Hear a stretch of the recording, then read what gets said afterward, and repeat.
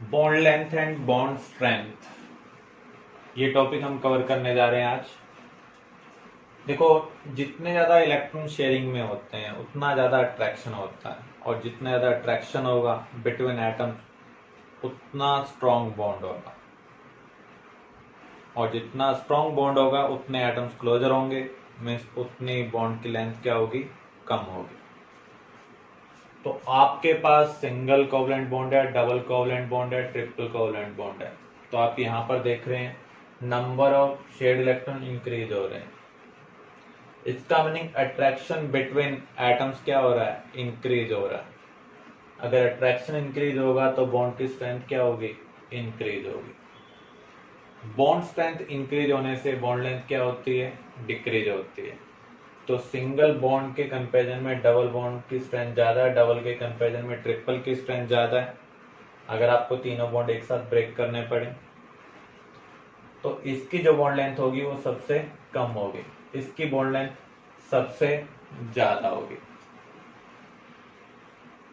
आप ये भी कह सकते हैं जितना ज्यादा पी करेक्टर होगा उतना लॉन्ग बॉन्ड होगा। Triple bonded carbon sp hybridized होता है, double bonded sp2, single bonded sp3। तो यहां पर सबसे ज्यादा p है 75%, यहां पर 66% और यहां पर 50%।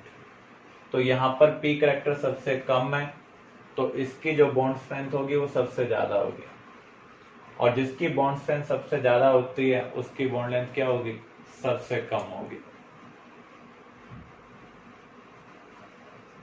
तो ये कुछ डेटा है। जैसे जैसे बॉन्ड स्ट्रेंथ इंक्रीज होती है बॉन्ड को ब्रेक करने के लिए एनर्जी भी ज्यादा चाहिए। तो कार्बन कार्बन सिंगल बॉन्ड को ब्रेक करने के लिए जैसे हमें यहाँ पर 88 किलो कैलोरी एनर्जी चाहिए, जबकि ट्रिपल बॉन्ड के लिए क्या चाहिए, 200। तो ये रिप्रेजेंट कर रहा है बॉन्ड की स्ट्रेंथ क्या हो रही है, इंक्रीज हो रही है। प्रैक्टिकली हमने फाइंड आउट किया है कार्बन कार्बन सिंगल बॉन्ड की लेंथ क्या 1.53 एंगस्ट्रॉम के टर्म में, डबल बॉन्ड 1.34, ट्रिपल बॉन्ड 1.21। जो कार्बन हाइड्रोजन सिंगल बॉन्ड है उसकी लेंथ है 1.11 अगर वो sp3 कार्बन के साथ है। अगर वो sp2 के साथ है तो बॉन्ड लेंथ फर्दर आप क्या देख रहे हैं, कम हो रही है। ट्रिपल बॉन्डेड के साथ है तो और भी कम हो रही है। तो जितना ज्यादा बॉन्ड के अंदर p करेक्टर होगा, sp3 में p करेक्टर सबसे ज्यादा है, तो बॉन्ड लेंथ भी क्या होगी, सबसे ज्यादा होगी। तो जैसे से बॉन्ड लेंथ इंक्रीज हो रही है बॉन्ड स्ट्रेंथ क्या हो रही है, डिक्रीज हो रही है। तो इधर बॉन्ड लेंथ इंक्रीज हो रही है, बॉन्ड स्ट्रेंथ इधर इंक्रीज हो रही है। तो बॉन्ड लेंथ और बॉन्ड स्ट्रेंथ में रिलेशनशिप क्या है, इनवर्स रिलेशनशिप है। इनमें से कोई भी डेटा आपको याद रखने की जरूरत नहीं है, बस आपको सिर्फ यही ध्यान रखना है जिस बॉन्ड का पी करेक्टर ज्यादा होगा वो लॉन्गर बॉन्ड होगा, और लॉन्गर बॉन्ड क्या होते हैं, वीक होते हैं।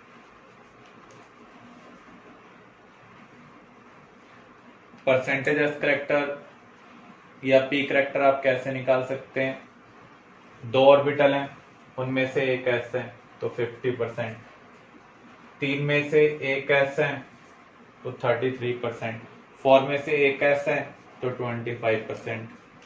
इसका ऑलरेडी हम डिस्कशन कर भी चुके हैं।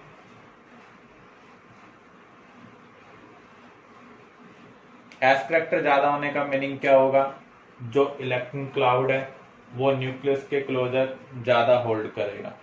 तो जितना क्लोजर होल्ड करेगा उतना बॉन्ड छोटा होगा, और जितना बॉन्ड छोटा होगा उतना स्ट्रॉन्गर होगा।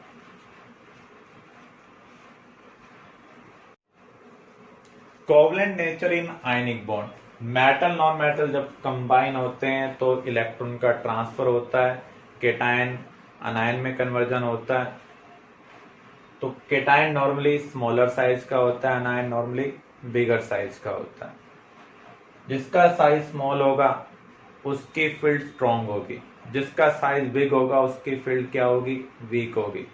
क्योंकि हमें यहाँ पर चार्ज डेंसिटी को देखना है। चार्ज डेंसिटी हम कैसे निकाल सकते हैं, चार्ज पर यूनिट वॉल्यूम, दोनों के पास सेम चार्ज है। लेकिन इसकी डेंसिटी ज्यादा है क्योंकि इसका साइज स्मॉलर है। तो जिसका साइज स्मॉलर होगा उसकी फील्ड स्ट्रॉन्ग होगी। फील्ड का मीनिंग क्या है? Region around particular charge in which it attract और repel other charge. Like charge को ये क्या करेगा? रिपेल करेगा। अनलाइक चार्ज को क्या करेगा? अट्रैक्ट करेगा। तो जो पॉजिटिव आयन है उसकी फील्ड स्ट्रॉन्ग है, नेगेटिव आयन की जो फील्ड है वो वीक है। तो पॉजिटिव आयन नेगेटिव आयन की फील्ड को डिस्टॉर्ट करेगा। कैसे डिस्टॉर्ट करेगा? इसके न्यूक्लियस को तो रिपेल करेगा, लेकिन इसके इलेक्ट्रॉन क्लाउड को क्या करेगा? अट्रैक्ट करेगा, जिससे इसकी शेप बिगड़ जाएगी। आप देख सकते हैं जो इलेक्ट्रॉन क्लाउड है वो शेयरिंग के लिए आ रहा है, और शेयरिंग की वजह से जो बॉन्ड बनता है वो कौन सा होता है? कोवलेंट। इसलिए आयनिक बॉन्ड के अंदर कोवलेंट नेचर आ रहा है। तो जितनी स्ट्रॉन्ग पॉजिटिव फील्ड होगी उतना ज्यादा ये डिस्टॉर्ट करेगा, और जितने ज्यादा ये डिस्टॉर्ट करेगा उतने ज्यादा कोवलेंट करैक्टर होगी। तो हम यहां पर कोवलेंट करैक्टर का कंपैरिजन भी कर सकते हैं। जो कोवलेंट करैक्टर है दो फैक्टर के ऊपर डिपेंड करता है। एक तो केटाइन कितना ज्यादा अनायन को डिस्टॉर्ट कर सकता है। केटाइन जितना ज्यादा डिस्टॉर्ट कर पाएगा अनायन को, उतना ज्यादा अनायन का इलेक्ट्रॉन क्लाउड शेयरिंग के लिए आएगा। तो जो डिस्टॉर्ट करने की पावर है उसे हम बोलते हैं पोलराइजिंग पावर। पोलराइज का मीनिंग क्या होता है? इलेक्ट्रॉन क्लाउड और न्यूक्लियस को अलग अलग करना, पॉजिटिव और नेगेटिव प्रोड्यूस करना, चाहे वो थोड़ा हो या चाहे वो कंप्लीट हो। ऐसे ही दूसरा फैक्टर है पोलराइजिबिलिटी। किस लेवल तक अनायन डिस्टॉर्ट हो सकता है? सभी अनायन की जो पोलराइजिबिलिटी है वो अलग अलग होगी, क्योंकि जितना बड़ा अनायन होगा उतनी वीक फील्ड होगी, और जितनी वीक फील्ड होगी उतना इजिली डिस्टॉर्शन हो सकता है, और जितना इजिली डिस्टॉर्शन होगा अनायन के इलेक्ट्रॉन क्लाउड का उतना ज्यादा कोवलेंट करैक्टर होगा। तो फर्स्ट केस हम कवर कर रहे हैं on the basis of polarising power. आपके पास दो टाइप के कंपाउंड है, sodium chloride and aluminium chloride. इन दोनों में से किसका कोवलेंट करैक्टर ज्यादा है? आप देखें दोनों का अनायन सेम है। अब केटाइन डिसाइड करेंगे यहाँ पर। इन दोनों में से किस केटाइन का साइज स्मॉलर है? दोनों एक ही पीरियड के पार्ट हैं। ये राइट में लाई कर रहा है। आइसोइलेक्ट्रॉनिक भी हैं। आइसोइलेक्ट्रॉनिक में जितना ज्यादा चार्ज होता है उतना कम साइज होगा अगर चार्ज पॉजिटिव है। तो Al+3 का जो चार्ज है वो ज्यादा है और साइज क्या है? स्मॉल है। तो इसकी जो चार्ज डेंसिटी होगी वो ज्यादा होगी, इसकी फील्ड ज्यादा स्ट्रॉन्ग होगी, और जिस केटाइन की फील्ड ज्यादा स्ट्रॉन्ग होगी उसकी पोलराइजिंग पावर ज्यादा होगी, और जिसकी पोलराइजिंग पावर ज्यादा है उसका कोवलेंट करैक्टर भी क्या होगा? ज्यादा होगा। तो AlCl3 ज्यादा कोवलेंट है in comparison to sodium chloride. ये हम एक्सपेरिमेंटली भी ऑब्जर्व कर सकते हैं, क्योंकि जिसका आयनिक करैक्टर ज्यादा होता है उसका मेल्टिंग पॉइंट ज्यादा होता है। तो आप देख सकते हैं सोडियम क्लोराइड का जो मेल्टिंग पॉइंट है वो ज्यादा है इन कंपेरिजन टू AlCl3, क्योंकि इसका आयनिक करैक्टर ज्यादा है। तो जो स्मॉलर साइज आयन है उनकी चार्ज डेंसिटी ज्यादा होगी, जिसके से उनकी पोलराइजिंग पावर भी क्या होगी? ज्यादा होगी। जितनी ज्यादा पोलराइजिंग पावर है उतना ज्यादा ionic compound covalent character show करेगा। तो पोलराइजिंग पावर हमें किसकी देखनी है? केटाइन की। अब हम अनायन के पॉइंट ऑफ व्यू से कंसिडर करते हैं। केटाइन तीनों केस में सेम है, sodium chloride, sodium bromide, sodium iodide. किसका कोवलेंट करैक्टर सबसे ज्यादा होगा? तो यहाँ पर अनायन अलग अलग हैं, तो जितना बड़ा अनायन का साइज होगा उतनी कम चार्ज डेंसिटी होगी, उतनी वीक फील्ड होगी।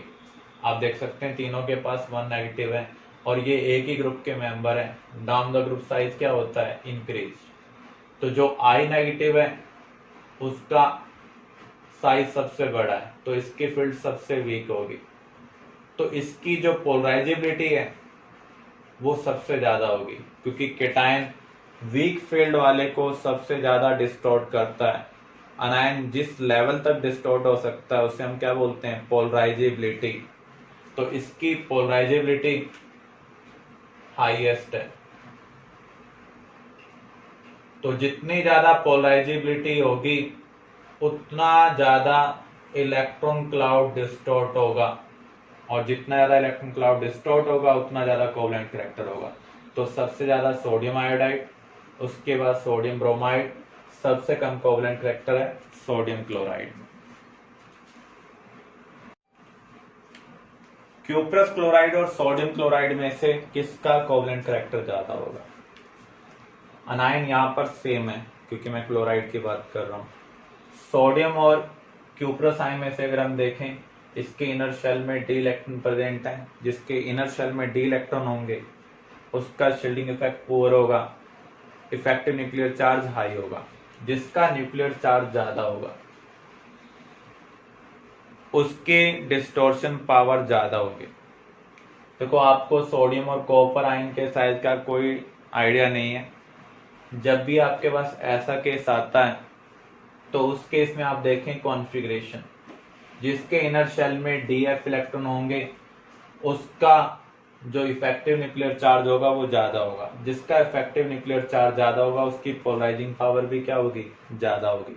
इसलिए यहाँ पर CuCl सोडियम क्लोराइड के कंपैरिजन में ज्यादा कोवलेंट है।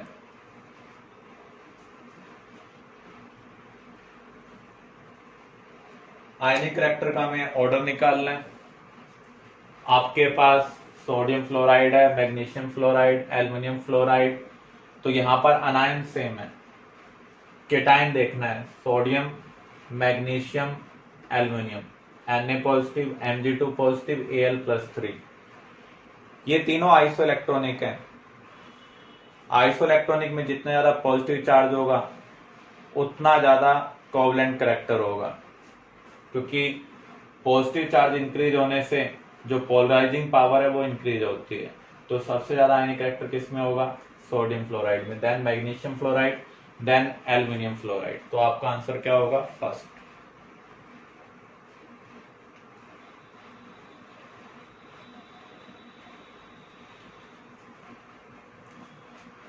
आयनिक बॉन्ड को कौन कौन सी चीजें फेवर करेंगी? केटायन बिग होना चाहिए, अनायन स्मॉल होना चाहिए, जो चार्ज डेंसिटी होनी चाहिए आयन की वो क्या होनी चाहिए? स्मॉल होनी चाहिए, और कॉन्फ़िगरेशन क्या होना चाहिए? नोबल गैस होना चाहिए। अगर ये चीजें सेटिस्फाई होती हैं तो उस केस में आयनिक करैक्टर बहुत ज्यादा होगा। अदरवाइज आयनिक बॉन्ड के अंदर कोवलेंट करैक्टर भी आए। Type of covalent bond, polar and non polar covalent bond. इसका मीनिंग क्या है? अगर बॉन्डेड एटम सेम हो तो जो शेयरिंग वाले इलेक्ट्रॉन हैं वो सेंटर में रहेंगे, ना तो किसी को इलेक्ट्रॉन का गेन होगा ना ही किसी को इलेक्ट्रॉन का लॉस। तो ऐसे बॉन्ड को हम कहेंगे नॉन पोलर कोवलेंट बॉन्ड। तो यहाँ पर क्लोरीन मॉलिक्यूल में बॉन्डेड एटम सेम है, EN डिफरेंस क्या है? 0। तो ऐसे बॉन्ड को हम प्योर कोवलेंट बॉन्ड बोल सकते हैं, नॉन पोलर कोवलेंट बॉन्ड बोल सकते हैं। अगर हम बॉन्डेड एटम डिफरेंट देखें, जैसे HCl मॉलिक्यूल, यहाँ पर हाइड्रोजन और क्लोरीन में से किसकी इलेक्ट्रोनेगेटिविटी ज्यादा है? क्लोरीन की। तो जो शेयरिंग वाला इलेक्ट्रॉन पेयर है वो सेंटर में नहीं रहेगा, वो थोड़ा सा क्लोरीन की तरफ डिस्प्लेस हो जाएगा। तो क्लोरीन ने इलेक्ट्रॉन का स्लाइटली गेन किया है, कंप्लीट गेन नहीं किया है, इसलिए यहाँ पर थोड़ा सा नेगेटिव आएगा। इसे हम कहेंगे del negative, partial negative charge. इसे हम कहेंगे del positive, partial positive charge. तो जब बॉन्डेड एटम डिफरेंट इलेक्ट्रोनेगेटिविटी के होंगे तो जो मोर इलेक्ट्रोनेगेटिव एटम होगा वो बॉन्ड पेयर वाले इलेक्ट्रॉन को स्लाइटली अपनी तरफ अट्रैक्ट करेगा, जिसकी वजह से वहां पर थोड़ा सा नेगेटिव चार्ज आएगा और दूसरे के पास थोड़ा सा पॉजिटिव। तो ऐसे बॉन्ड को हम बोलते हैं पोलर कोवलेंट बॉन्ड। और जब भी किसी भी मॉलिक्यूल में पॉजिटिव नेगेटिव आता है तो आप ये भी कह सकते हैं कि वहां पर आयनिक करैक्टर आ रहा है।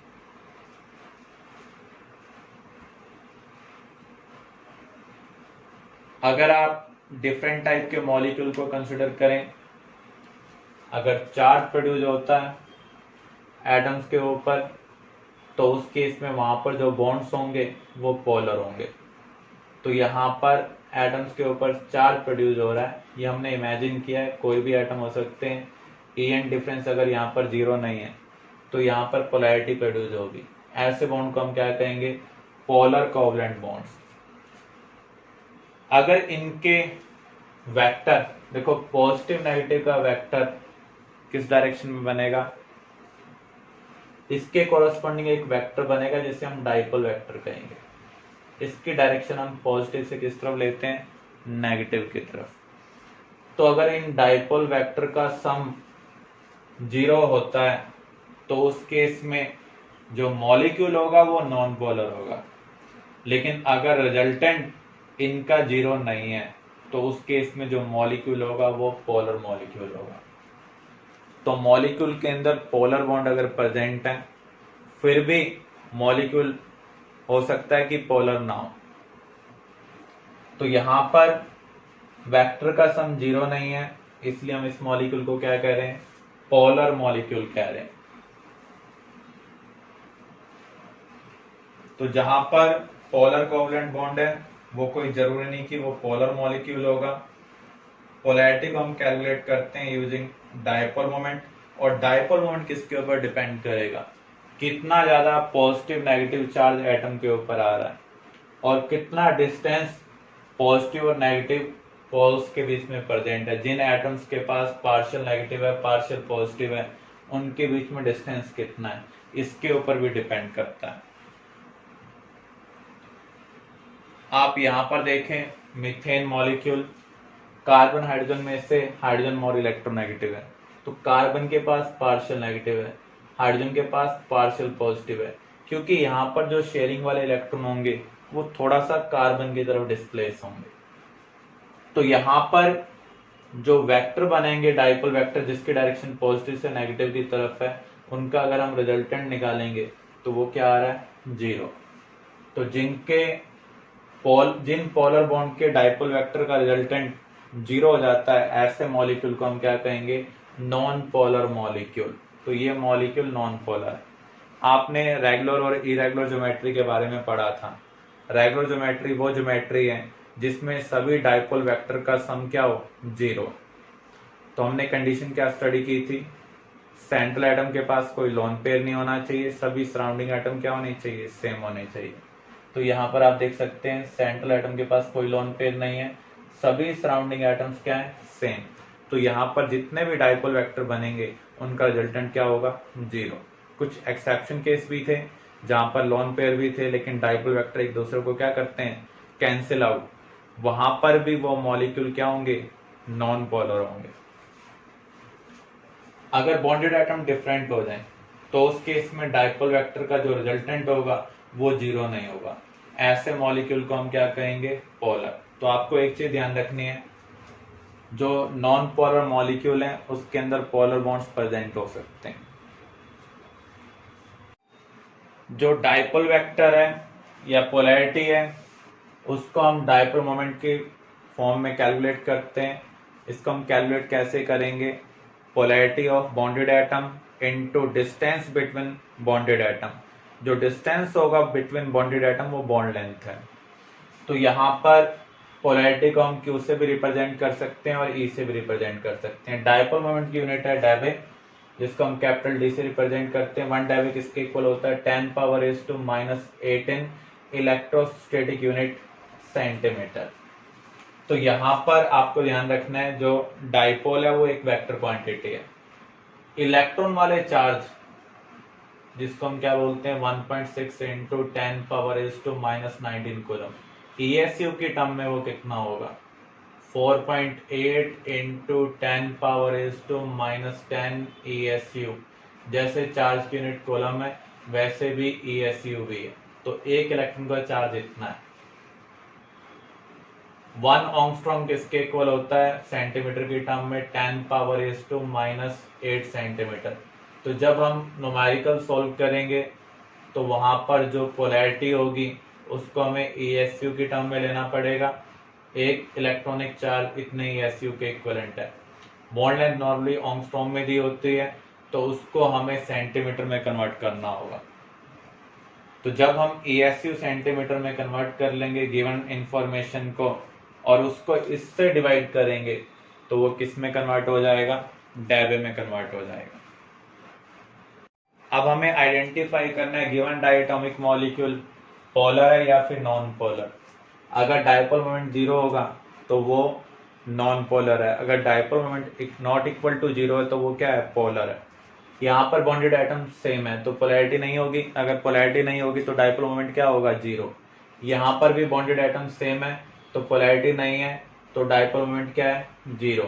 यहाँ पर बॉन्डेड एटम डिफरेंट है, यहाँ थोड़ा नेगेटिव आएगा, यहाँ थोड़ा पॉजिटिव, क्योंकि फ्लोरीन हाइड्रोजन के कंपैरिजन में मोर इलेक्ट्रोनेगेटिव है।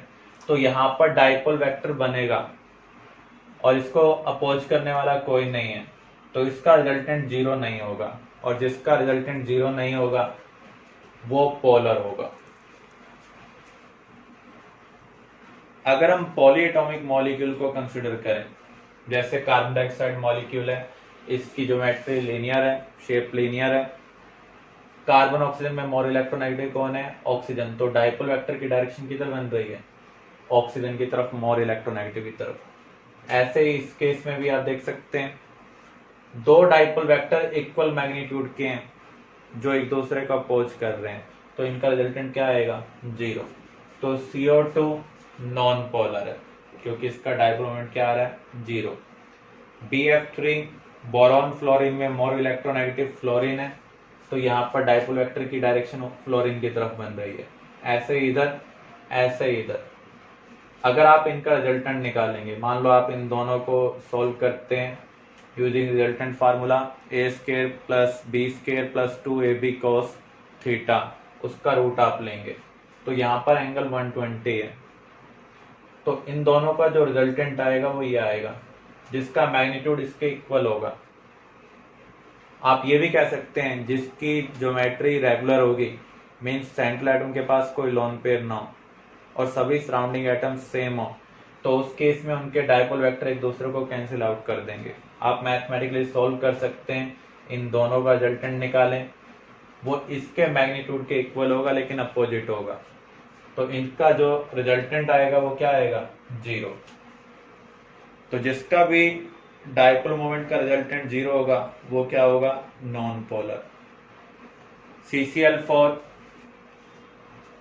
सभी सराउंडिंग एटम सेम है, सेंट्रल एटम के पास कोई लोन पेयर नहीं है, तो यहाँ पर जितने भी डायपोल वेक्टर बनेंगे उनका रिजल्टेंट क्या आएगा, 0। इस केस में अगर हम देखें यहाँ पर सभी सराउंडिंग एटम सेम नहीं है, इसलिए यहाँ पर डायपोल वेक्टर का सम 0 नहीं हो सकता। आप देख सकते हैं ये ऐड होने के लिए आ रहा है जबकि ये आउटवर्ड जा रहे हैं। ऐसे यहाँ पर आप देखें H2O की स्ट्रक्चर बेंट है, 2 bond pair, 2 lone pair, tetrahedral pattern है। ज्योमेट्री को अगर हम कंसिडर करें तो यहाँ पर जब भी सेंट्रल एटम के पास लोन पेयर होंगे तो उस केस में डायपोल वेक्टर का सम नॉर्मली 0 नहीं होता है। तो जब 0 नहीं होगा तो ऐसे मॉलिक्यूल को हम क्या कहेंगे, पोलर मॉलिक्यूल। अब आपको आइडेंटिफाई करना है गिवन मॉलिक्यूल में कौन सा पोलर है, कौन सा नॉन पोलर।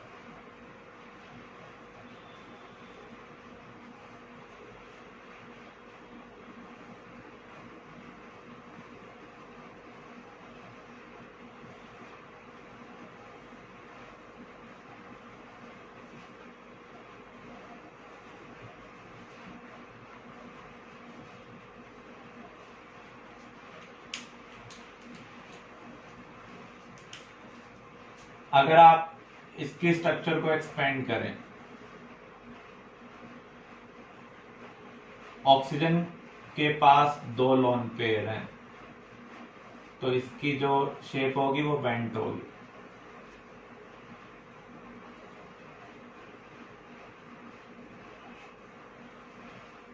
तो यहाँ पर कार्बन ऑक्सीजन में मोर इलेक्ट्रोनेगेटिव कौन है, ऑक्सीजन। ये बेंजीन को हम रिप्रेजेंट कर रहे हैं। बेंजीन में अल्टरनेट पोजीशन पर क्या होता है, डबल बॉन्ड। रेजोनेंस की वजह से ये पाई इलेक्ट्रॉन अपनी पोजीशन इंटरचेंज करेंगे, क्योंकि इलेक्ट्रॉन अपनी पोजीशन चेंज कर रहे हैं तो रिंग से हम रिप्रेजेंट कर रहे हैं, ये डिलोकलाइज हो रहे हैं। तो कार्बन ऑक्सीजन में मोर इलेक्ट्रोनेगेटिव ऑक्सीजन है, तो डाइपोल वेक्टर हमने ऑक्सीजन की तरफ बना दिया। इन दोनों का मैग्नीट्यूड सेम है, तो ये कैंसिल आउट हो रहे हैं। लेकिन ऑक्सीजन हाइड्रोजन में मोर इलेक्ट्रोनेगेटिव कौन है? ऑक्सीजन। तो क्या इनके डाइपोल वेक्टर एक दूसरे को कैंसिल आउट कर पाएंगे? ये दोनों एक ही डायरेक्शन की तरफ पॉइंट हो रहे हैं, तो इसका जो डाइपोल मोमेंट है वो नॉट इक्वल टू 0 है। तो इसका मीनिंग ये मॉलिक्यूल क्या होगा? पोलर होगा। सेकंड केस, यहां पर हम देखें CN है। CN में कार्बन नाइट्रोजन में ट्रिपल बॉन्ड है। इसका मीनिंग इसकी जो हाइब्रिडाइजेशन है वो sp है। sp का मीनिंग क्या होता है? लीनियर। तो इसका डाइपोल वेक्टर ये बन रहा है। आपने पढ़ा हुआ है sp2 कार्बन के कंपैरिजन में sp कार्बन मोर इलेक्ट्रोनेगेटिव होता है। तो यहाँ पर दो डाइपोल वेक्टर बन रहे हैं जिनका मैग्नीट्यूड इक्वल है और डायरेक्शन क्या है? अपोजिट। तो इसका मीनिंग इसका रिजल्टेंट क्या होगा? 0। और जिसका रिजल्टेंट 0 होगा वो क्या होगा? Non polar. नेक्स्ट मॉलिक्यूल हमें देखना है PCl3F2। PCl3F2 में कितने बॉन्ड पेयर हैं? 5 बॉन्ड पेयर। लॉन पे निकालेंगे तो 0 आएंगे। इसका मीनिंग इसकी जो शेप होगी वो होगी TBP। TBP में हमें बैंड रूल का यूज करना होगा। मोर इलेक्ट्रोनेगेटिव एटम एक्सियल में आएंगे। दो फ्लोरीन है, दोनों को हमने एक्सियल में प्लेस कर दिया क्योंकि ये मोर इलेक्ट्रोनेगेटिव है। बचे हुए एटम्स को हम इक्विटोरियल में प्लेस करेंगे। तो इन तीनों के डाइपोल वेक्टर का सम जो ऑरिजेंटल में प्रेजेंट है, इक्विटोरियल में प्रेजेंट है, वो 0 आएगा। ये एक दूसरे के अपोजिट हैं, तो इनके डाइपोल वेक्टर का सम भी क्या आएगा? 0। इन तीनों का 0 आ रहा है, इन दोनों का 0 आ रहा है क्योंकि ये वर्टिकल अप है, ये वर्टिकल डाउन है। तो यहाँ पर डाइपोल मोमेंट 0 है। इसका मीनिंग ये मॉलिक्यूल क्या होगा? Non polar. Next molecule PCl2F3। Again 5 bond pair, 0 lone pair, TBP। More electronegative को हम प्लेस कर रहे हैं एक्सियल में, बचे हुए एटम को हम इक्वेटोरियल में प्लेस कर रहे हैं। इन दोनों का डाइपोल वेक्टर एक दूसरे को कैंसिल आउट करेगा, लेकिन जो इक्वेटोरियल में प्रेजेंट है वो अलग अलग है। तो इनके जो वेक्टर सम होगा वो 0 नहीं होगा। इसका मीनिंग ये मॉलिक्यूल क्या है? पोलर है।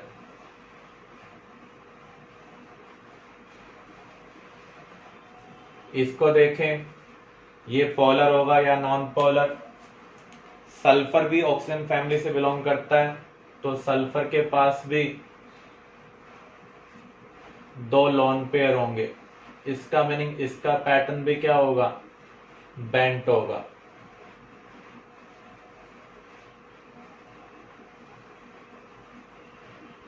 तो यहां पर कार्बन सल्फर में मोर इलेक्ट्रोनेगेटिव सल्फर है,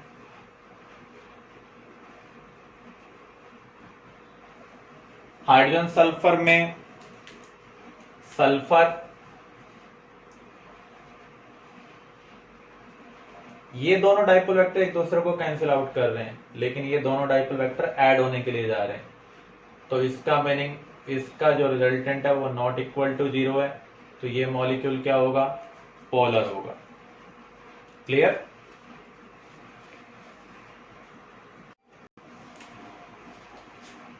Which one is more polar?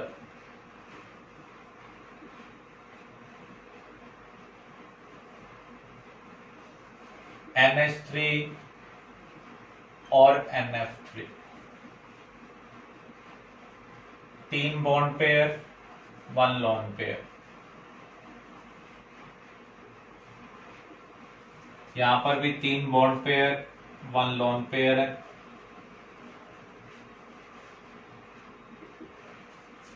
Dipole vector की डायरेक्शन मोर इलेक्ट्रोनेगेटिव की तरफ बनेगी। लोन पेयर के केस में लोन पेयर की तरफ बनेगी। नाइट्रोजन फ्लोरीन में मोर इलेक्ट्रोनेगेटिव कौन है? फ्लोरीन, इसलिए डाइपोल वेक्टर की डायरेक्शन हमने फ्लोरीन की तरफ रखी है। अगर आप यहाँ पर ध्यान से देखें, वेक्टर ऐड होने के लिए जा रहे हैं, एक के पॉइंट की तरफ डायरेक्ट कर रहे हैं, तो यहाँ पर ऐड हो रहे हैं, तो इसका म्यू हाई होगा। इस केस में अपोज कर रहे हैं, क्योंकि सभी सराउंडिंग सेम नहीं है तो रिजल्टेंट जीरो नहीं हो सकता है। तो यहाँ पर आप एक तरीके से कह सकते हैं सबट्रैक्ट हो रहे हैं, तो इसका म्यू क्या होगा? लो होगा। तो आप क्या कह सकते हैं? NH3 is more polar.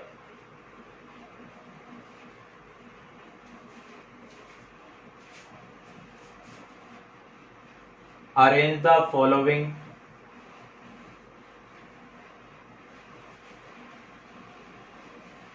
on the basis of dipole moment.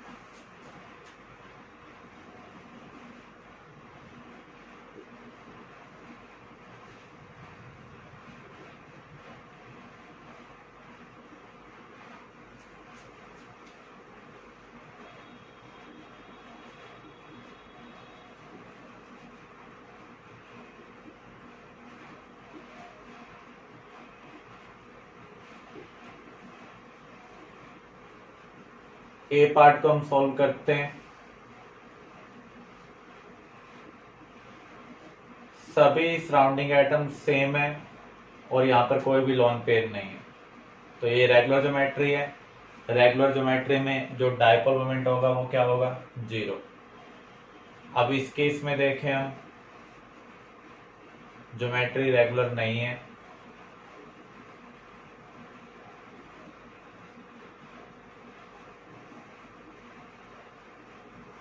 यहां पर भी इसको हम करेक्ट कर लेते हैं, ये CH3Cl।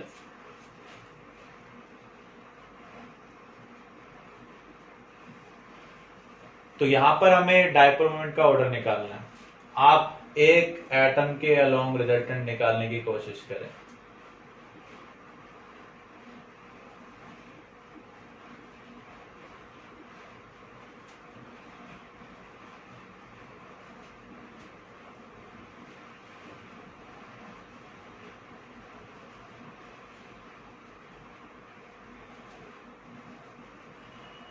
मान लो आप इसके अलोंग रिजल्टेंट निकालने की कोशिश कर रहे हैं, तो आप क्या देख रहे हैं? दो क्लोरीन इसको अपोज कर रहे हैं, एक हाइड्रोजन यहां पर ऐड होने के लिए आ रहा है, हाइड्रोजन वाला वेक्टर इसमें ऐड होने के लिए आ रहा है, लेकिन दो क्लोरीन वाले वेक्टर बाहर निकल रहे हैं। यहां पर अगर हम देखें, इसके अलोंग अगर हम निकाल रहे हैं, तो एक क्लोरीन अपोज कर रहा है, दो हाइड्रोजन ऐड होने के लिए आ रहे हैं। यहां पर अगर हम देखें, तीन हाइड्रोजन ऐड होने के लिए आ रहे हैं और कोई अपोज नहीं कर रहा है, तो इसका म्यू मैक्सिमम होगा, इसका इंटर होगा, इसका मिनिमम होगा। नॉन जीरो है लेकिन मिनिमम है, और इसका जीरो है। तो सबसे ज्यादा डाइपोल मोमेंट किसका है? CH3Cl। तो आप देख रहे हैं जैसे जैसे हाइड्रोजन कम हो रहे हैं, डाइपोल मोमेंट भी क्या हो रहा है? कम होता जा रहा है।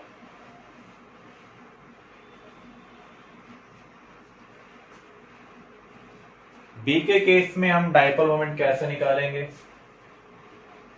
Dipole moment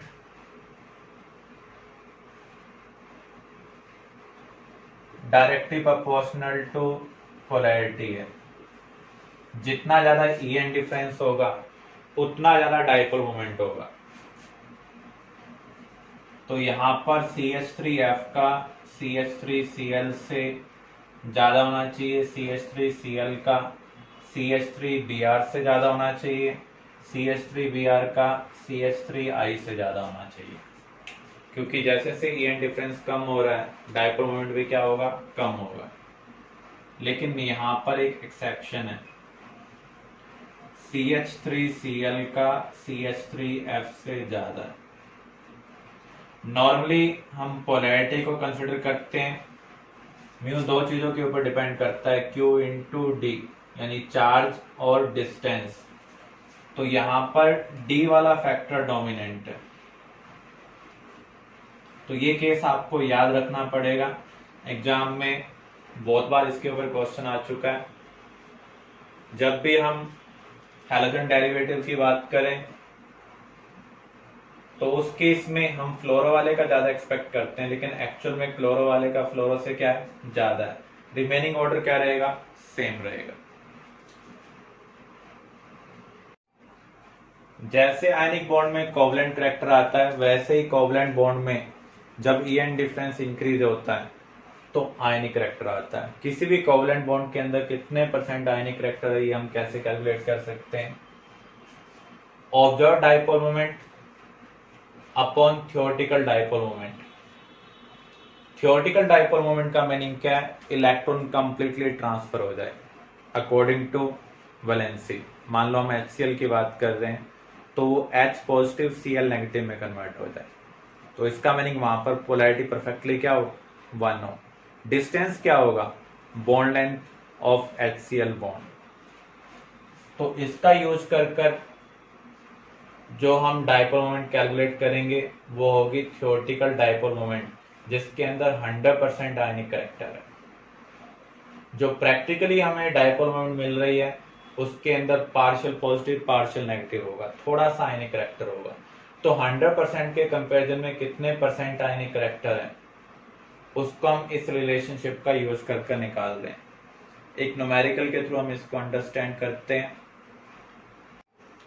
if the observed bond moment of OH bond is 1.6 D, then find the percentage ionic character of OH bond in water if bond length is 0.96 angstrom। अगर आप ध्यान से देखें, जो ऑक्सीजन हाइड्रोजन बॉन्ड है उसकी dipole moment आपको दी हुई है। This is experimental observe dipole moment. अगर हमें परसेंटेज आयनिक करैक्टर निकालना है तो हम क्या करेंगे, म्यू ऑब्जर्व को म्यू थियोरेटिकल से डिवाइड करेंगे इनटू 100। म्यू थियोरेटिकल हमें कैलकुलेट करना है पहले, तो ये हम कैसे कैलकुलेट कर सकते हैं, Q इंटू डी। चार्ज कितना आ सकता है, हाइड्रोजन की वैलेंसी कितनी है, 1, तो इसके पास +1 आएगा, इसके पास क्या आएगा, -1। तो यहां पर चार्ज 1 है in terms of electron. Electronic charge को हम ESU के टर्म में लिखें तो क्या होगा, 4.8 इंटू 10⁻⁻10 ESU। जो डिस्टेंस होगा पोलैरिटी में वो एक्चुअल में क्या है, बॉन्ड लेंथ 0.96 दी हुई है, इसको एंगस्ट्रॉम में कन्वर्ट कर लें। 1 एंगस्ट्रॉम किसके इक्वल होगा, 10⁻⁻8 सेंटीमीटर। तो 4.8 इंटू 0.96 इंटू 10⁻⁻18 ESU सेंटीमीटर। इतने ESU सेंटीमीटर किसके इक्वल होते हैं, 1D के इक्वल होते हैं। तो 4.8 इंटू 0.96 डैबे हमें थियोरेटिकल डाइपोल मोमेंट मिल रहा है। अब हम परसेंटेज आयनिक करैक्टर निकालते हैं। म्यू ऑब्जर्व कितना है, 1.6 D। म्यू थियोरेटिकल कितना हमने कैलकुलेट किया है, 4.8 इंटू 0.96 D इंटू 100। मैंने यहाँ पर कैलकुलेशन इसलिए नहीं की है क्योंकि डेटा कई बार इस टाइप का होता है कि वो कट हो जाता है, जैसे यहाँ पर ये 3 पर कट हो रहा है। तो 1/3 इंटू 0.96 इंटू 100, तो 100/3 क्या होगा, 33.3। 33.3 को 0.96 से हम डिवाइड करेंगे तो आंसर 33 से जस्ट ऊपर आना चाहिए। तो आपका आंसर क्या होगा, 34.7%। हमेशा आपको ऑब्जर्व डाइपोल मोमेंट दिया होगा, थियोरेटिकली हम ऐसे निकालेंगे, polarity into bond length. Polarity कितनी है, आप वैलेंसी के अकॉर्डिंग सोचेंगे, यहाँ पर हाइड्रोजन की वैलेंसी 1 है तो यहाँ +1 आएगा और यहाँ पर -1।